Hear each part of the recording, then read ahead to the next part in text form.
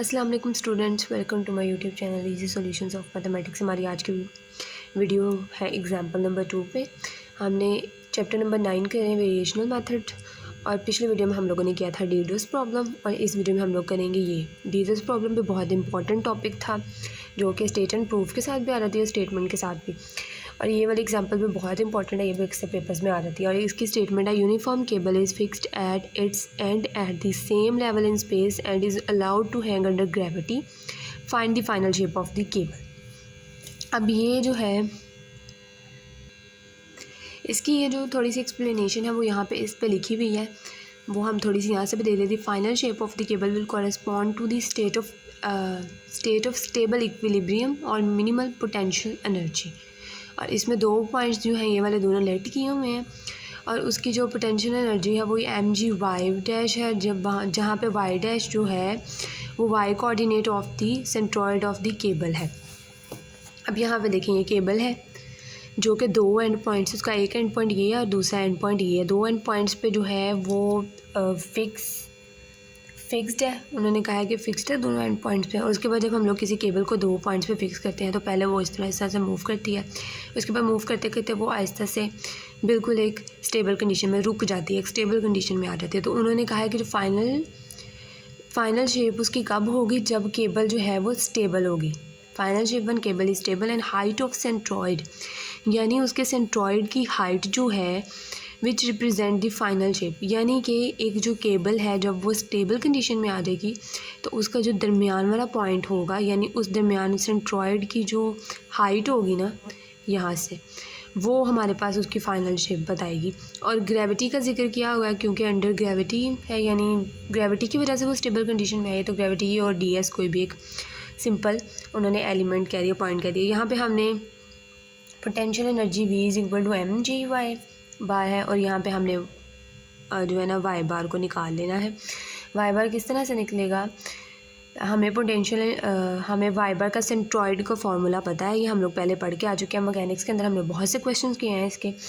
उसका ये फार्मूला है कि 0 से a, और ये हमारे पास density into y d s, क्योंकि हम लोग वाई कोऑर्डिनेट के रिस्पेक्ट से बात कर रहे हैं, क्योंकि वाई का सेंट्रॉइड निकालना है, डिवाइडेड बाय ये नीचे, ये इसका फार्मूला है सिंपल। उसके बाद डेंसिटी हमेशा कैंसिल हो जाती है, और पॉइंट जो है वो हमने 0 0 और a0 जो है वो लेट किए हैं। तो ये हमें याद रखना है कि हमने ये दो पॉइंट सेट किए हैं। तो 0 से a जो है इसकी जा रही है, क्योंकि वाई के रिस्पेक्ट से है तो हमने वाई के ही पॉइंट्स,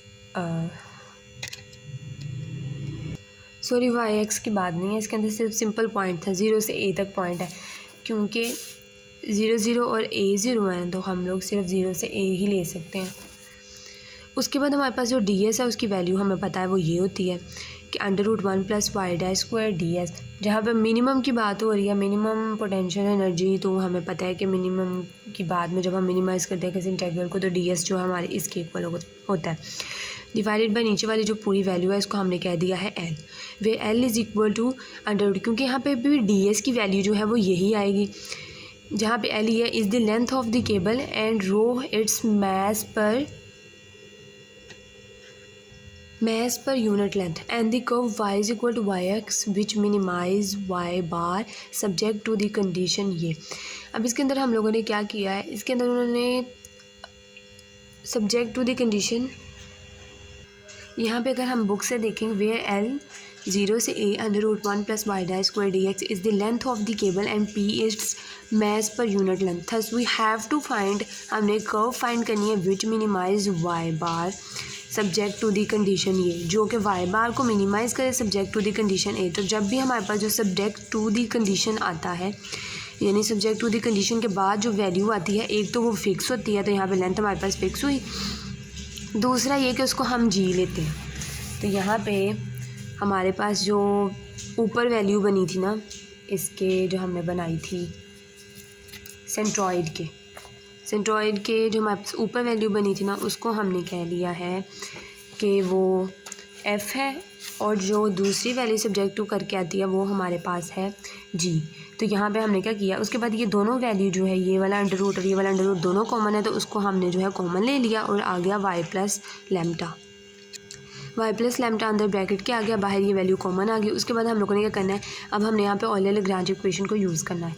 ऑयलर-लैग्रांज इक्वेशन हम लोग लिख देंगे, लेकिन आप देखें, गौर करें, जो हमारा जो वैल्यू है एच की वो इंडिपेंडेंट ऑफ एक्स है। तो यहाँ पे ऑयलर-लैग्रांज इक्वेशन का केस 2 यूज़ होगा, जो कि H is independent of x.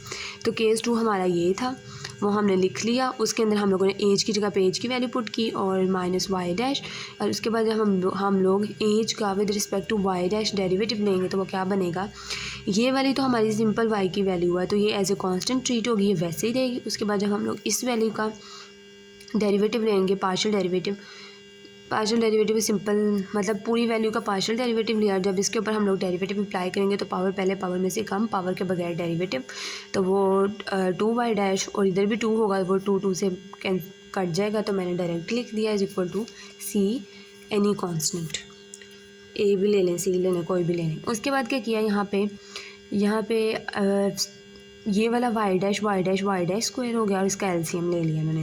Y plus lambda जब एलसीएम लिया तो दोनों अंडर रूट कैंसिल हो जाएंगे, minus Y dash square Y plus lambda is equal to C divided by under root 1 plus Y dash square. उसके बाद simple इन्होंने क्या किया है कि यहाँ पे भी हमारे पास वाई प्लस लैम्डा और वाई प्लस लैम्डा, जो चीज़ें कॉमन आ रही हो ना, सबसे पहले आप कॉमन ले लिया करें, जो कैंसिल हो रहा हो ना उसे कर दें ताकि क्वेश्चन सिंपल हो जाए। ये वाई प्लस लैम्डा और वाई प्लस लैम्डा जो इसको हम कॉमन ले लेंगे, अंदर बचेगा 1 plus Y dash square minus Y dash square is equal to C.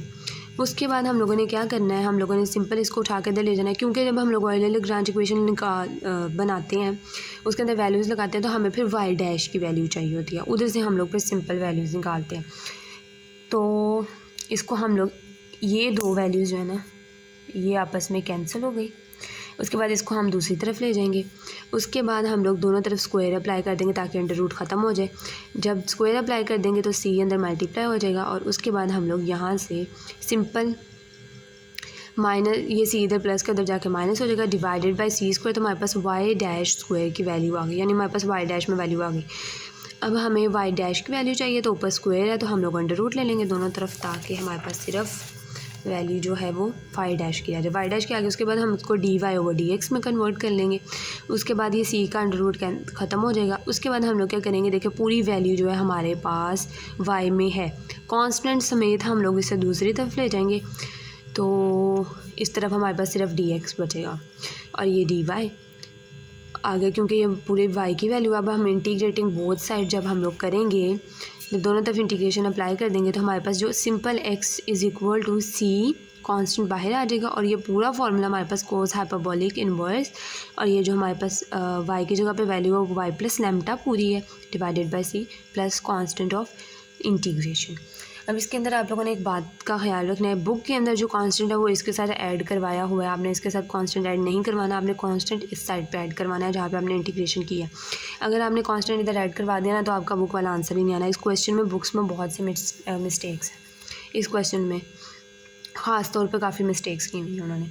उसके बाद हम लोगों ने क्या करना है, यहाँ से हम लोगों ने b को अब दूसरी तरफ ले जाना है, तो x माइनस बी और डिवाइडेड बाय ये कांस्टेंट c आ जाएगा हमारे पास। अब हमने इसके ऊपर दो कंडीशंस अप्लाई करनी है। अब ये कंडीशंस कहाँ से आई हैं, अब ये कंडीशंस हमने खुद से लेट की हैं। जब स्टेटमेंट वाले क्वेश्चंस आते हैं, जब हम लोग थ्योरम वगैरह करते हैं, तो हमें पता है वो सिर्फ एक स्टेटमेंट्स आती हैं, तो हम लोगों ने खुद से अपनी अजम्पशन से लेट करके सपोज करके चीज़ों को चलना होता है, कंडीशंस को कि ऐसे करेंगे तो ये होगा, तो ऐसे करेंगे तो ये। अब यहाँ पे हमारे पास कॉन्स्टेंट्स आ गए हैं, तो अब उनकी वैल्यूज़ को फाइंड करने के लिए हमें तो ज़ाहिर है वो कंडीशंस तो चाहिए होंगी, बाउंड्री वैल्यू, तो हमने ये जो है खुद सेलेक्ट करनी है बाउंड्री कंडीशंस।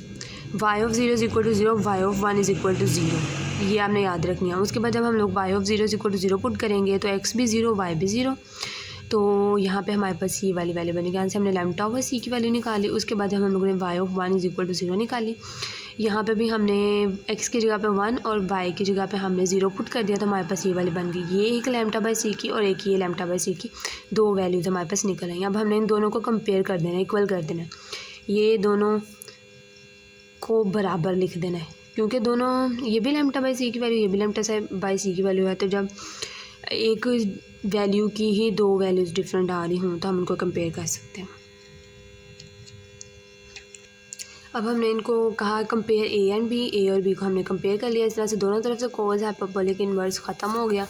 जब दोनों तरफ से कोस हाइपरबोलिक इन्वर्स ख़त्म होगा, दोनों तरफ से सी भी कैंसिल हो जाएगा, क्योंकि इधर डिवाइड हो रहा है, इधर जाकर मल्टीप्लाई होगा तब भी कैंसिल होगा, तो डायरेक्ट इधर से कैंसिल कर दें आप। उसके बाद हमारे पास बचेगा b is equal to 1 minus B. यहाँ से ये प्लस का भी है, दूसरी तरफ जाके यहाँ पे ये माइनस का भी है, दूसरी तरफ जाके प्लस का भी हो जाएगा, तो 2b हो जाएगा, तो इज इक्वल टू 1। और यहाँ से b की वैल्यू हमारे पास 1/2 आ गई। उसके बाद हम लोगों ने ये करना है, b की वैल्यू को 1/2 आई है ना, उसको हमने इक्वेशन नंबर 1 में पुट कर देना है। इक्वेशन नंबर 1 कौन सी है, ये वाली।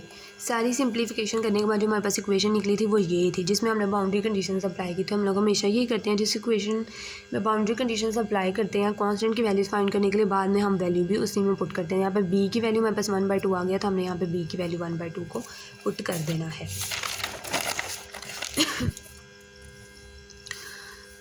यहाँ पे हमारे पास b की वैल्यू 1/2 हमने पुट कर दी। उसके बाद यहाँ पे हम लोगों ने क्या किया, यहाँ पे कॉस हाइपरबोलिक इन्वर्स है, दूसरी तरफ जाके कॉस हाइपरबोलिक हो जाएगा।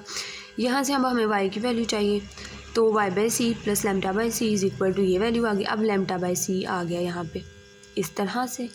अब हमने यहाँ पे क्या करना है, अब देखें y/c है, अब हमारे पास λ/c की भी तो वैल्यू पड़ी हुई है ना। अब λ/c की वैल्यू पीछे हमने 2 निकाली थी, तो हम लोग कोई एक जो है ना उसको लेके तो लगा लेते।